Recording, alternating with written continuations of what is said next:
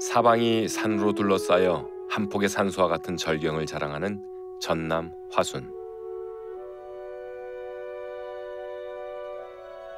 그 중에서도 천혜의 청정 지역인 전남 화순 도안면으로 발걸음을 옮겨봅니다. 도심 속 빌딩 숲을 벗어나 한적하고 풍요로운 시골 풍경을 마주하니 마음이 절로 평안해집니다. 네, 이곳은 전라남도 화순 도안면 등광리라는 곳인데요.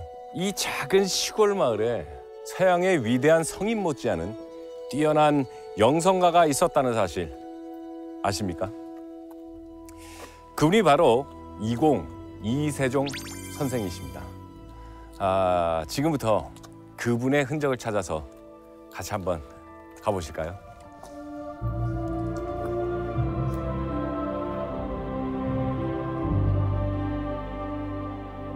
구한말 홀로 진리를 깨닫고 산속 수도 생활을 하며 금식에 절제된 삶을 살았던 이세종. 자신을 철저히 부정하고 비움의 영성을 실천했던 그의 삶의 흔적을 따라가 봅니다.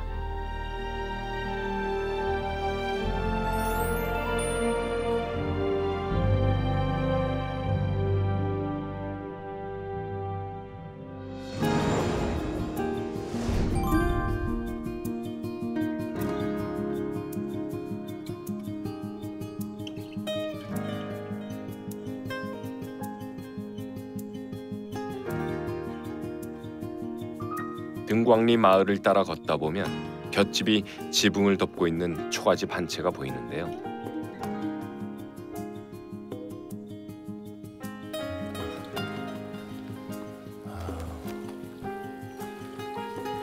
이곳은 이세종 선생이 태어나고 자란 생가입니다.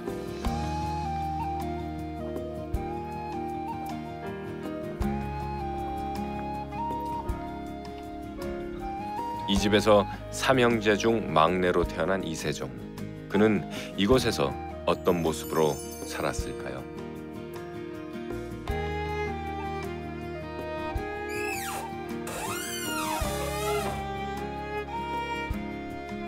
하지만 그의 삶을 엿볼 수 있는 흔적은 거의 남아있지 않았습니다. 단지 그의 호가 적힌 대들보만 확인할 수 있었는데요. 이세종 선생의 일생을 연구한 서순복 교수를 통해 자세한 얘기를 들어봤습니다. 이세종 선생님의 그 어릴 적의 모습은 어땠나요? 아주 가난했답니다. 집안 자체가 원래요? 예. 그리고 10대 후반부터 나무집 머슴살이를 오랫동안 결혼하기 전까지 머슴살이를 했대요. 어릴 때부터 머슴살을 했네요. 엄청 부지런했대요. 네. 그래가지고 새벽에 일찍 일어나가지고 네. 저녁에 이제 별이 뜰 때까지 네. 지게 발이 닳아질 정도로 그렇게 부지런해서 이분이 이 동네 사방의 땅을 거의 다 사다시피 했답니다. 어린 나이에 머슴살이를 하며 온갖 힘든 일을 도맡아 했던 이세종. 그는 부지런함과 성실함을 무기로 누구보다 열심히 돈을 벌었고 10년 만에 머슴에서 마을 최고 부자가 되는 인생 역전을 경험합니다. 갖은 고생을 하며 악착같이 돈을 모아 이 동네 최고의 부자가 되었던 이세종. 그런데 어느 날 자신이 모았던 재산을 이웃에게 나눠주고 자신에게 돈을 빌려간 사람들의 빚을 탕감해 주었습니다. 평소에 쌀 한 톨도 나누지 않았던 그가 하루아침에 완전히 딴 사람이 되었던 거죠. 도대체 그에게 무슨 일이 일어났던 걸까요?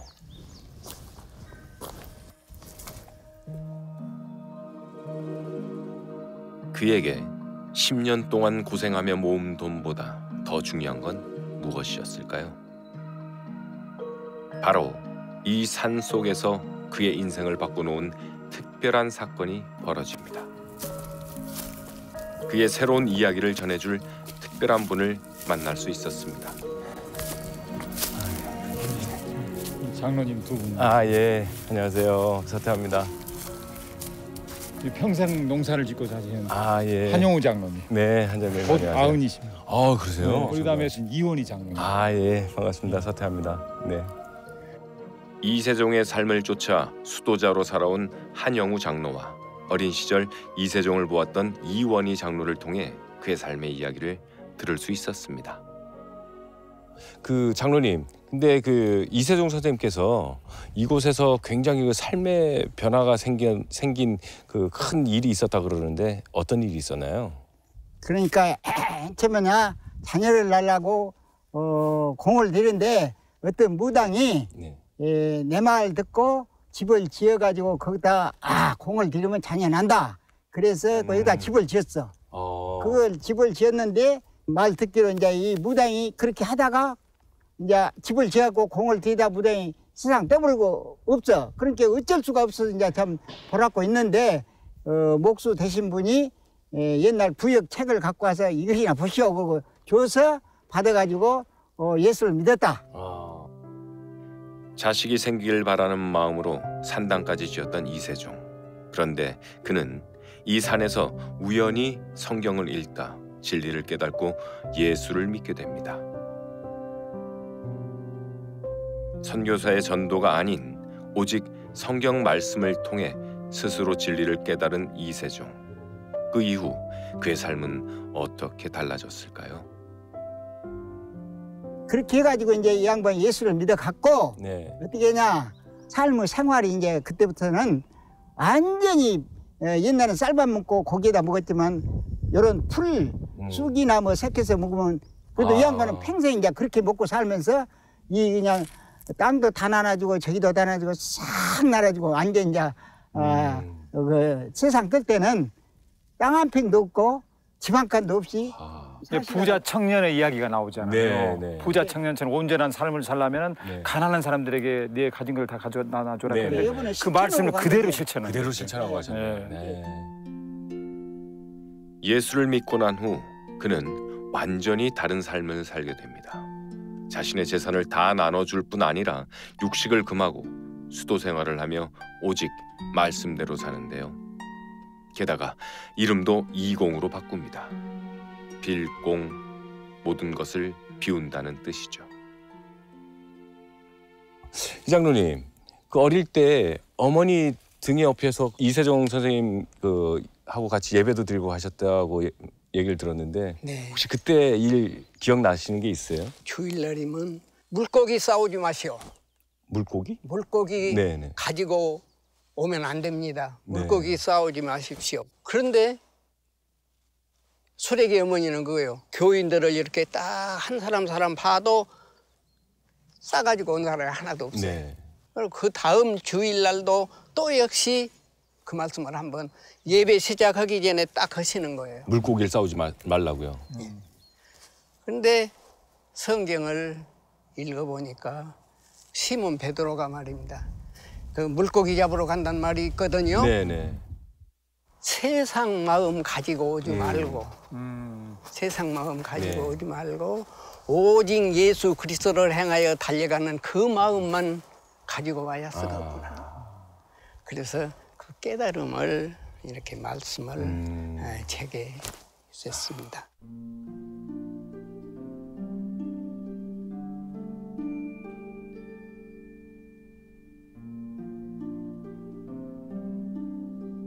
이세종 선생은 우리가 의지할 것은 오직 예수 그리스도뿐임을 깨닫게 했던 거죠. 단어 하나하나마다 굉장히 깊은 뜻을 담고 있었군요. 네. 이세종 선생이 이렇게 영적인 깊이가 있으니까 광주에서 교계 그 지도자였던 최응종 목사님 포함해서 70명 정도가 이렇게 오셔서 이렇게 배웠다고. 굉장히 대단하게 그 깊이가 있으신 예.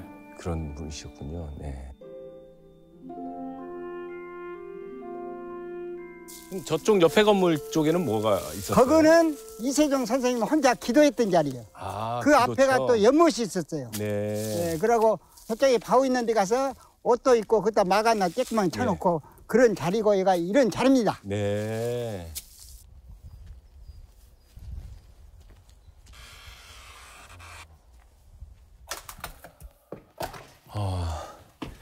예, 이곳이 옛날 그 이공 선생님께서 기도를 하시던 그런 장소라고 합니다. 이 건물은 요즘에 좀 다시 짓긴 했지만 이 터는 요 터는 그대로 예전부터 있었다고 얘기를 들었습니다. 아직도 여기 십자가도 있고 기도를 다른 분들이 와서 기도도 하고 그러나 봐요. 철저히 말씀대로 살며 늘 기도하는 삶을 살았던 이세종. 그리고 그는 하나님을 더 깊이 알고자 성경을 읽고 또 읽으며 연구합니다.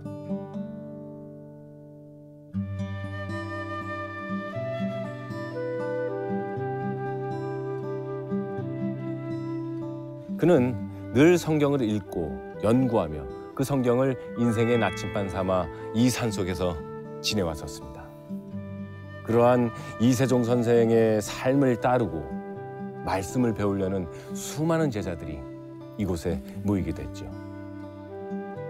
먹고 살기 힘든 시대, 오히려 자신의 것을 나누고 더 비우고자 노력했던 이세종. 그의 삶 자체가 많은 이들에게 도전을 준 거죠.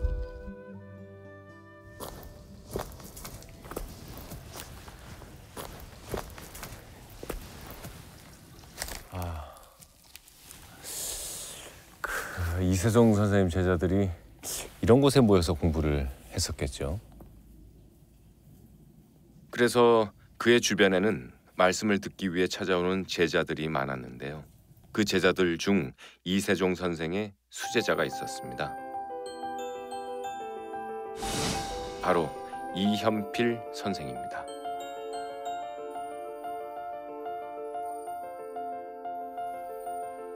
스승 이세종과 함께 수도 생활을 하며 그의 영성을 이어받은 이현필.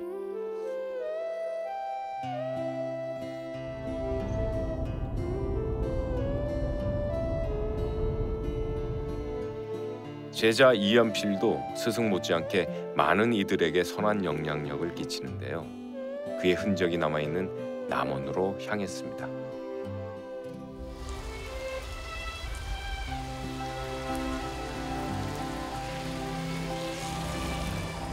이세종 선생님은 삶으로 말씀을 가르쳤고 그에게 영향을 받은 제자 이현필은 영성 수도 공동체 동광원을 만들었습니다. 제 뒤로 보이는 것이 바로 동광원인데요. 아직도 이세종 이현필 선생님의 뜻을 이어받아 수도 공동체 생활을 하고 있다고 합니다. 그분들을 만나보러 가겠습니다.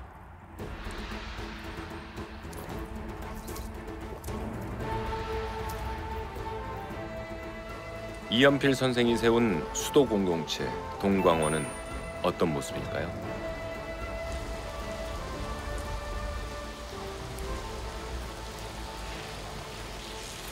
예, 안녕하세요.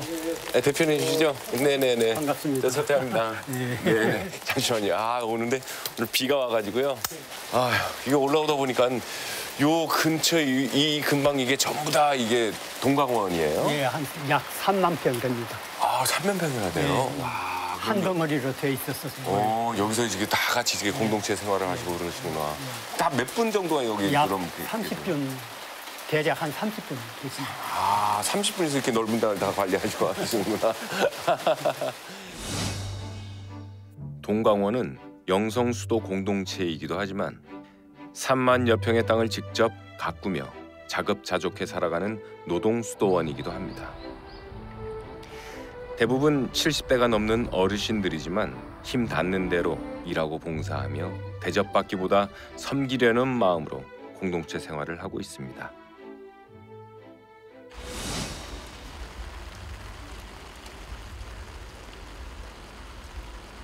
이러한 섬김과 봉사를 몸소 실천하며 삶을 가르쳐준 분이 바로 이현필 선생인데요. 그가 어떤 삶을 살았는지 좀 더 알아보기로 했습니다.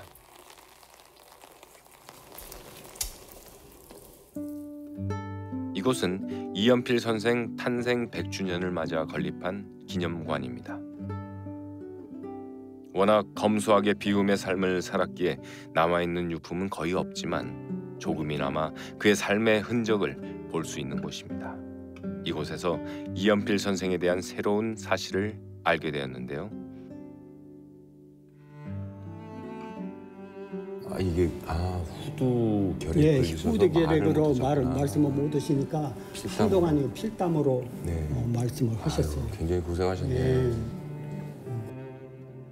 그는 스승 이세종과 마찬가지로 초인적인 수도 생활을 하면서도 어려운 이웃들을 그냥 지나치지 않았습니다.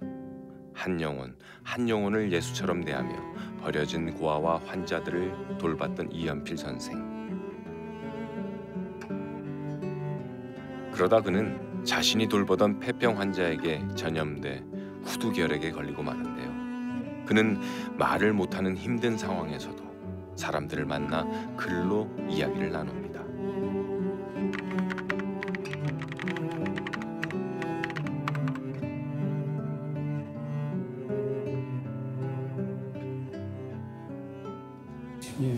여기 55 있네요. 이연필 선생님이 네. 계명산 벽제에서 돌아가시기 전에 네. 입으셨던 옷을 이것은 좋은 옷이니까 나 죽을 때 입히지 말고 좋게 빨아서 못 얻는 사람 주라고 그렇게 유언을 했어요.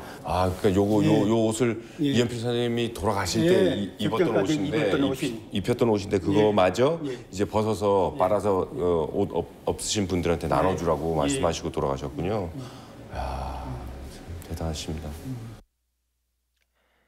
삶이 끝나는 순간까지 자신보다 어려운 이웃을 챙겼던 이연필 선생. 그의 이러한 삶과 정신이 녹아있는 곳이 바로 동광원인 것이죠.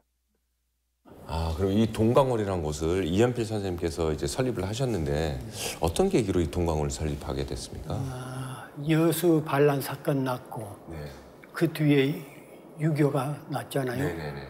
이게 많은 고아들과 과부들이 있으니까 그분들을 다 이렇게 수용해가지고 이제 고아원을 헐게 됐는데 그 당시에 70인이 모여가지고 의논해서 동광원이라는 이름을 지었다고 그렇게 들었습니다. 처음에는 고아원으로 시작을 한 거군요. 예.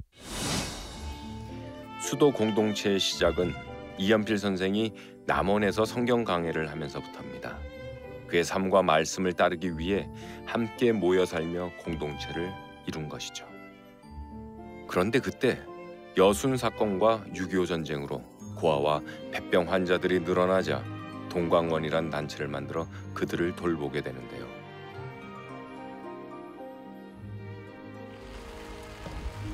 과거에 고아원이었던 동광원이 지금은 수도 공동체로 확장돼 계속 이어져 오고 있는 것이죠. 여기 무슨 이렇게 조그만 집 같은 게 있어요. 예, 기도 장소입니다. 기도. 여기가요? 예. 기도 장소예요? 예.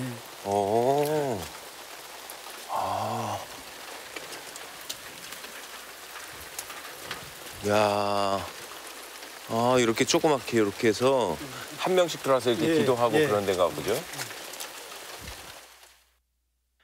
동광원에서는 노동만큼 중요한 것이 바로 기도인데요. 각자 기도 시간을 정해놓고 매일 하나님께 더 깊이 나아가고 있습니다.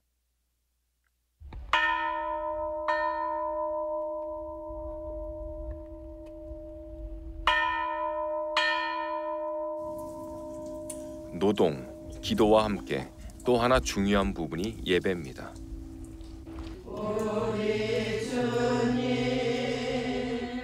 이들은 하루 2번 새벽 5시와 오후 12시 함께 모여 예배를 드리는데요.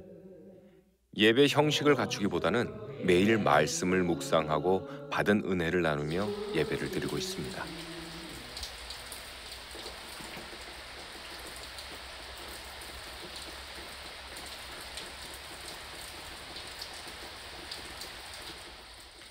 지금도 동광원에는 이연필 선생의 뜻을 이어가고 있는 제자들이 있는데요.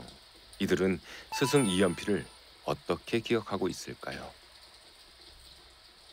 처음에 그 이연필 선생님하고 이렇게 여기를 동광원을 만드시고 할 때 그때도 계셨었네요. 네, 동광원 시작이 전부터서. 네. 그때는 이제 일제 시대니까 네. 믿는 사람들 전부 체포해 갈 때였었어요. 네. 그때 이제 만나게 되었지요. 그때 교회 문도 다 닫고 그때 시대는 예배 드리려면 교회에서 천황폐하 쪽에다가 절을 먼저 한 교회는 예배를 허락했어요. 그런데 우상이라고 아는 교회는 전부 문을 닫았거든요. 그때 이제 교회도 못 나가고 우리가 이제 비밀이 이어로는 이제 만나게 되었지. 그때가 원장님께서는 연세가 어떻게 되셨을 때죠? 그때 18세. 지금 91요. 네, 세월이 많이 지났네. 이연필 선생님은 하면은 딱 한마디로 정의를 내리자면은 어떤 분이셨나요? 그거는 성령이 충만하신 분이죠. 예.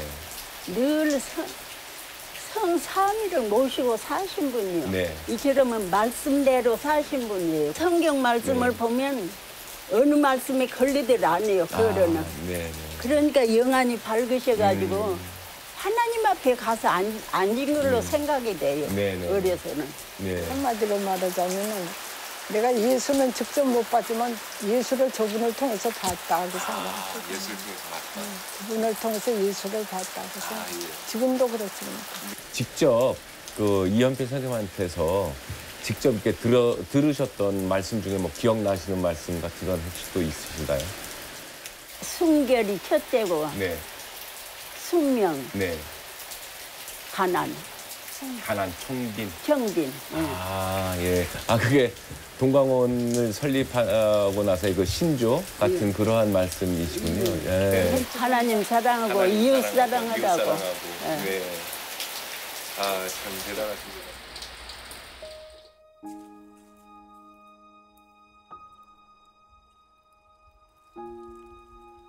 예수님의 십자가는 고난이기도 하지만 우리를 향한 사랑이자 곧 생명입니다. 이세종, 이연필 선생도 예수처럼 십자가를 지는 고난의 길을 선택했지만 그 길은 예수님과 동행하는 길이었고 천국에 이르는 길이었던 겁니다. 모든 것을 나누고 비우는 대신 오직 예수 그리스도로 채웠던 이세종, 이연필. 이들의 삶은 지금도 우리에게 큰 가르침을 주고 있습니다.